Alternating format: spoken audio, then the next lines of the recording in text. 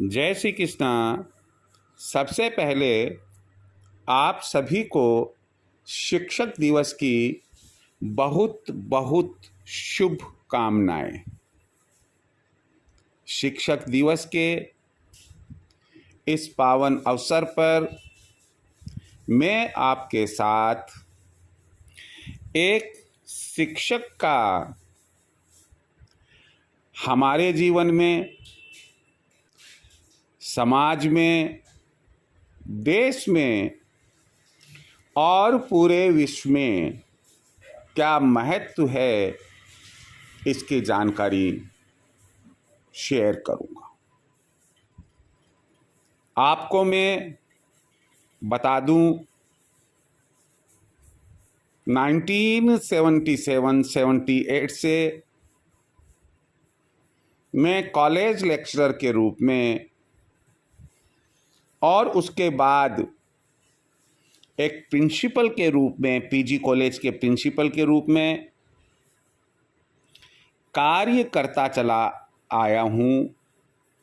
वर्तमान में सेवानिवृत्त हूँ, परंतु फिर भी मेरी कार्यशैली एक कॉलेज लेक्चरर के रूप में ही, एक कॉलेज शिक्षक के रूप में ही बरकरार है। भावना यह बनी कि मैं शिक्षक वर्ग और जो शिक्षार्थी वर्तमान में शिक्षा ले रहे हैं, चाहे वो प्राइमरी एजुकेशन में हो, मिडिल, सेकेंडरी या कॉलेज एजुकेशन या यूनिवर्सिटी एजुकेशन में हो, उनके साथ रूबरू हूँ और अपने जो विचार है, अब तक जो मैंने अपने जीवन में लगभग 44 इयर्स टीचिंग एक्सपीरियंस रहा है, उसमें क्या जाना, क्या माना, इसके बारे में आपको मैं इस पावन दिवस पर जानकारी शेयर करना चाहता हूँ। आपको यहाँ मैं ये शेयर करूँ, बता दूँ कि अपना वास्तु एवं ज्योतिष का चैनल है, लेकिन वास्तुशास्त्र और ज्योतिष शास्त्र भी ज्ञान के भंडार है और शिक्षा भी ज्ञान ही हमें देती है, इसलिए यह विषय इससे जुड़ा हुआ है। आपने यदि मेरा चैनल सब्सक्राइब नहीं किया है, मैं यही कहूँगा इस अवसर पर कि जाने अनजाने मेरे चैनल से यदि आपको एक दो बात भी अपने जीवन को सुधारने संवारने की मिलती है, तो आप मान कर चलना, आपका सब्सक्राइब करना आपके लिए बहुत फ़ायदेमंद हो गया है। इसे आप प्रोफेशनल ना माने, इसे केवल यह माने कि नामालूम किस रूप में, किस वीडियो में, क्या मालूम कहाँ मुझे कोई छोटी सी ज्ञान की चिंगारी मिल जाए और मेरा जीवन प्रकाशित हो जाए। आप चैनल को सब्सक्राइब करें। आप यदि अच्छा लगे तो अपने मित्र, रिश्तेदार आदि को शेयर करें। आपके अपने यदि कोई भी कमेंट्स हो, मुझे स्वीकार्य है। यदि मुझे संशोधन करना है तो भी, और यदि आपको कोई चीज़ समझ में नहीं आई है तो मैं कोशिश करूँगा कि वह भी उस कमेंट बॉक्स के ज़रिए आप तक मैं बात पहुँचा दूँ और आपको वो बात समझ में आ जाए।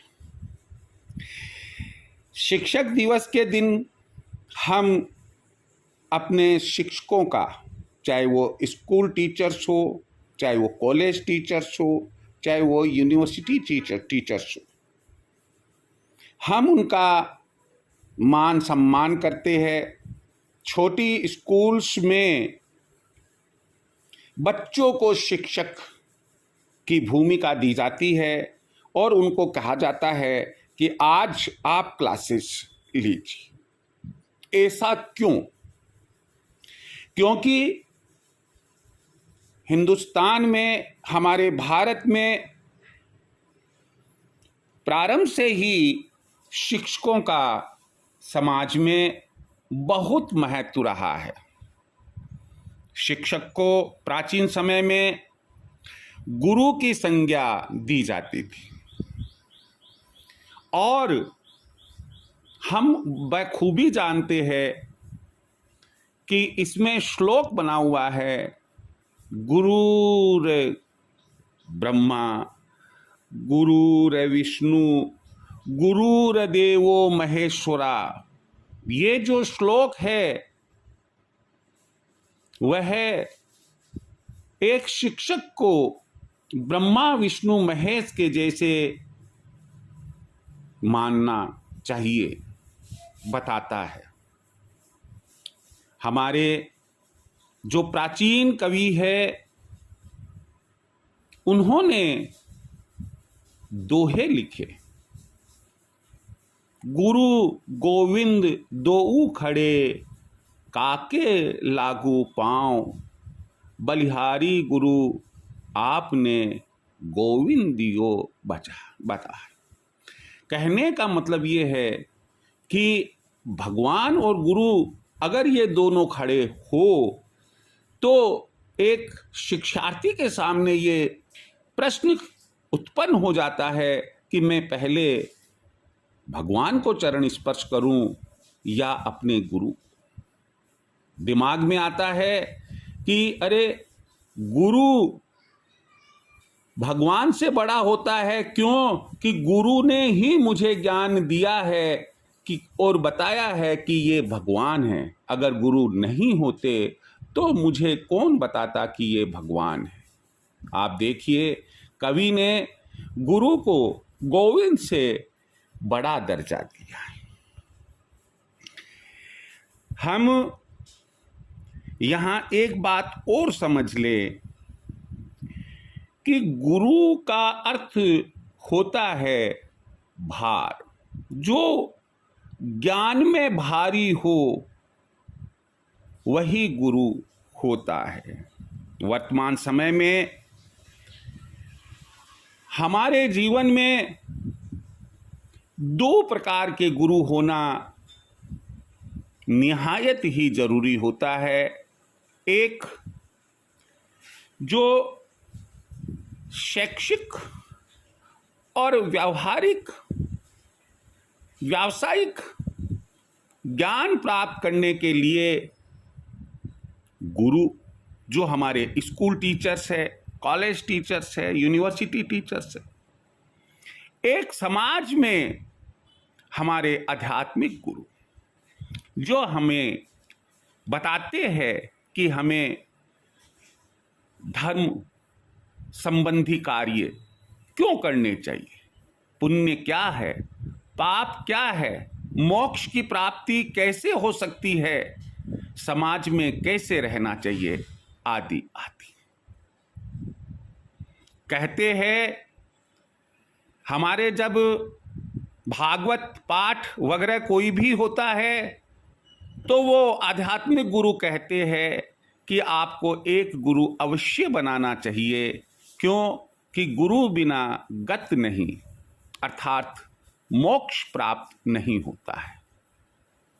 यहाँ हम आध्यात्मिक गुरु की नहीं, आज जो हम बात कर रहे हैं वो शैक्षिक जगत में जो गुरु होते हैं, जो शिक्षक होते हैं, जो टीचर्स होते हैं, उसकी बात कर रहे हैं।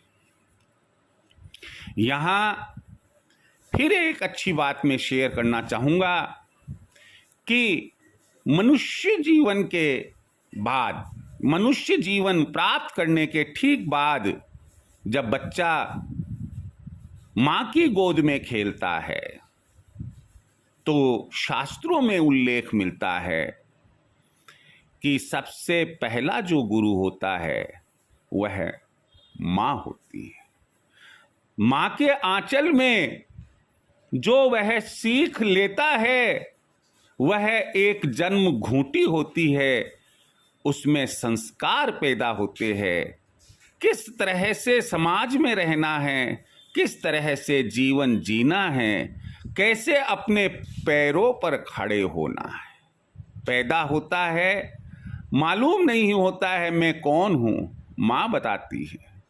घोड़ाले चलता है, उसे लगता है कि ये दूसरे जीव जंतु कौन है, यानी कि हम मनुष्य कौन है जो दौड़ दौड़ कर काम कर रहे हैं।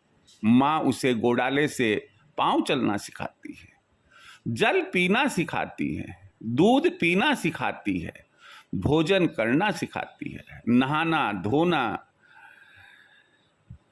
खेलना सभी कार्य वही सिखाती है। इसीलिए हम ये कहते हैं कि माँ एक मनुष्य का पहला गुरु होता है और गुरु होने की जो घूंटी दी जाती है वह माँ ही देती है। आज मैं आपको बताने जा रहा हूं कि इस अवसर पर हमें ध्यान रखना है कि यदि हम एक टीचर है, एक शिक्षक है, एक गुरु कहलाते हैं, तो हमारी ड्यूटीज क्या है। हम अपने आप का आंकलन करें, सेल्फ असेसमेंट करें और जाने कि हम कितने गहरे पानी में हैं। हम अपने स्टूडेंट्स के साथ में जस्टिस कर रहे हैं कि नहीं कर रहे हैं। हमें जो चीज़ स्टूडेंट्स को और समाज को देनी चाहिए दे रहे हैं कि नहीं दे रहे हैं।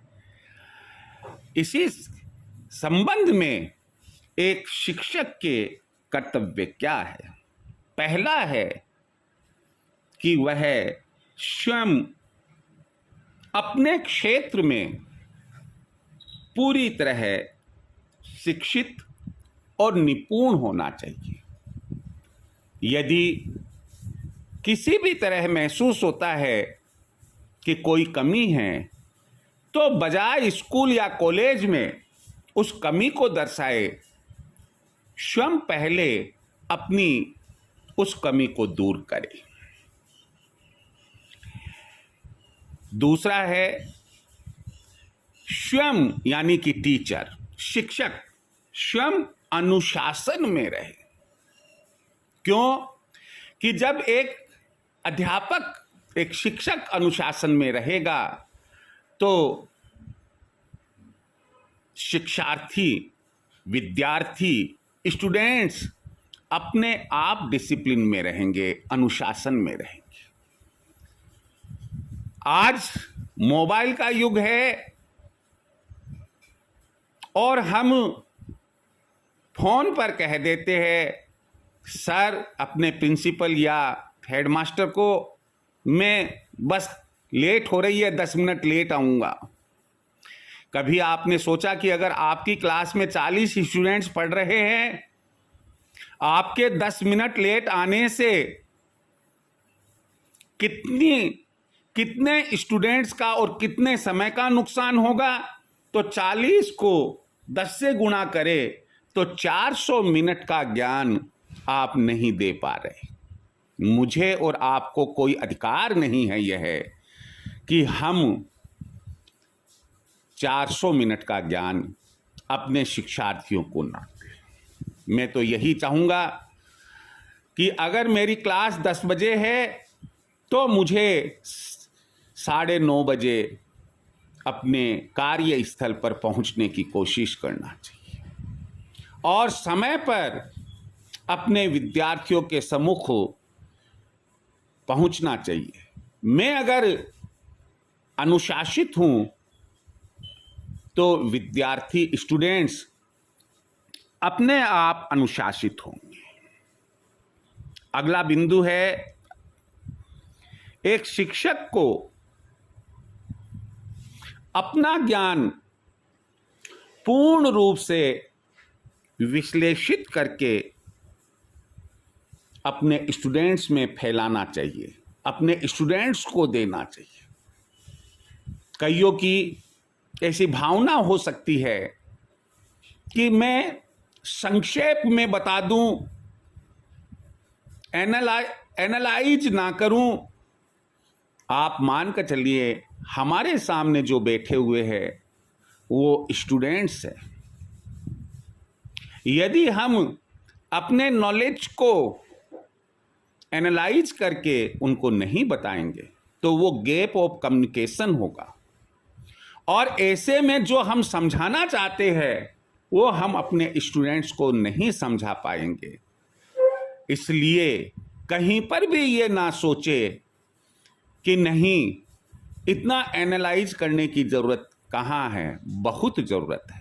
आप ये मान कर चलिए, चाहे आप यूनिवर्सिटी टीचर है, लेकिन आप मान कर चलिए कि आपके सामने जो स्टूडेंट बैठा हुआ है वह एक अबोध बालक है, इनोसेंट बॉय है या इनोसेंट गर्ल है। जब तक आप उसे इनोसेंट नहीं मानेंगे तब तक आपकी भावना भी उसे सच्चा ज्ञान देने की नहीं बनेगी। इसलिए आप अपने ज्ञान को पूर्ण रूप से विश्लेषित करके ही प्रसारित करें। अगला कर्तव्य है कि एक शिक्षक को कभी भी अपने शिक्षार्थियों में भेदभाव करके ज्ञान का प्रचार और प्रसार नहीं करना चाहिए। ऐसा नहीं होना चाहिए ये अमीर है, ये गरीब है, ये बहुत पढ़ा, ये बहुत समझदार है, ये कम समझदार है, ये अमुक कास्ट का है, ये अमुक कास्ट का है। अगर यह बात होती है इसका मतलब हम अपना धर्म पूर्ण रूप से नहीं निभा रहे हैं। एक गुरु के लिए सभी शिष्य समान होते हैं। सूरज अपनी रोशनी बिखेरता है, वह यह नहीं देखता है कि मैं गांव में बिखेर रहा हूं या कि मैं शहर में बिखेर रहा हूं। मैं राजा के महल पर सूरज की रोशनी फैला रहा हूं, अपनी रोशनी फैला रहा हूं, या एक गरीब मजदूर की झोंपड़ी पर अपनी रोशनी फैला रहा हूं। कभी भी वो भेदभाव नहीं करता। जब हवा चलती है तो पवन यह नहीं देखती है कि मैं किसके लिए बह रही हूं, एक राजा के लिए या एक रंक के लिए। तो जिस तरह से सूरज की रोशनी है, हवा है, चंद्रमा की चांदनी है, मेघों का बरसना है, वैसे ही भूमिका होती है एक शिक्षक की। उसे भी बिना किसी भेदभाव के अपना ज्ञान उपस्थित सभी शिक्षार्थियों में समान रूप से देना चाहिए। अगला कर्तव्य है, एक शिक्षक में अहंकार, प्राउड, घमंड नाम की कोई चीज नहीं होना चाहिए। ये तो एक विधाता की, ईश्वर की आपको देन है कि आप एक शिक्षक है और आपको कर्तव्य सौंपा है, उन्होंने काम सौंपा है कि आप दूसरों को शिक्षित करें।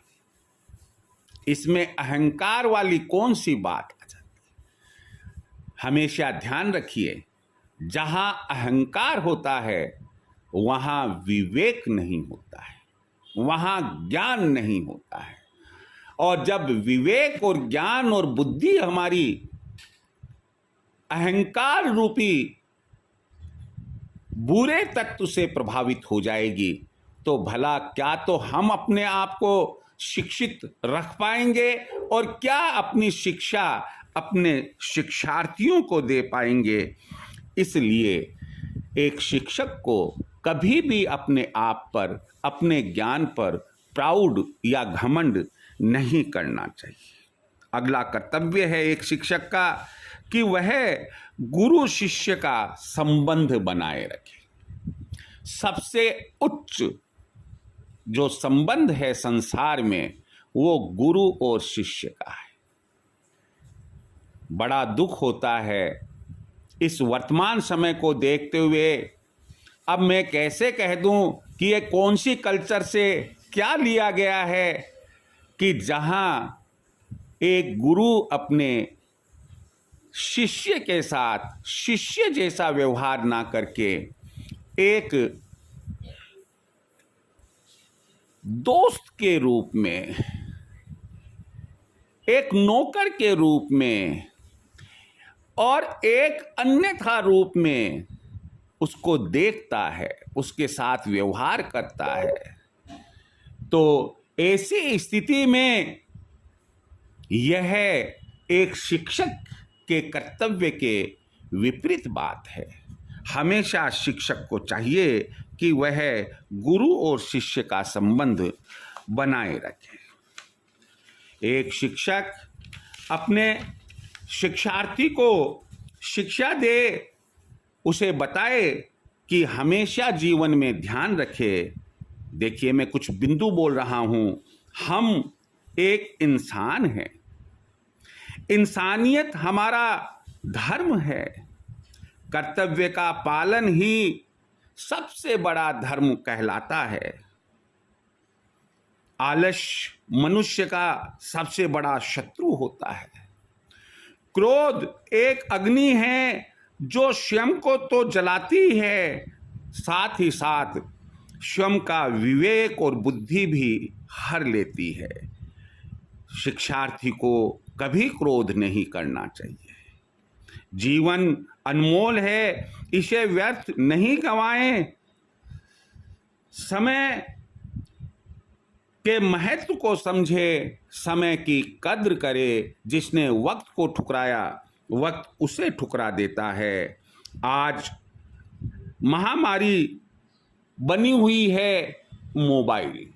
आप इस मोबाइल को अपना दोस्त नहीं बनाएं, नहीं तो जैसे कहते हैं धोबी का कुत्ता घर का न घाट का, आपकी भी ऐसी ही स्थिति हो जाएगी। शिक्षार्थी को शिक्षा दे, माता पिता गुरु का सदा वह आदर करे। पुरुषार्थ ही जीवन है, धैर्य सबसे बड़ी पूंजी है और सबसे अंत में ब्रेन है तो हम हैं। मुझे उम्मीद है आपको ये बातें अच्छी लगी होगी। पुनः शिक्षक दिवस की पूर्व आपको शुभकामनाएं। जय श्री कृष्ण।